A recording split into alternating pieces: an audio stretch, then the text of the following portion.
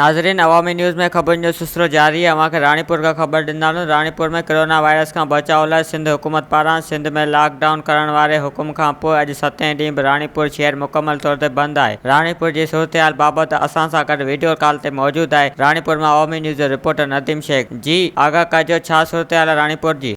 जी बिल्कुल, हुकूमत पारां कोरोना वायरस का बचाव लाइ लॉकडाउन के ऐलान खां पोइ अॼु 7हें ॾींहुं बि रानीपुर शहर मुकमल तौर पर बंदि आहे ऐं जेके बि रानीपुर जा कारोबारी मर्कज़ आहिनि उहे मुकमल तौर बंदि आहिनि।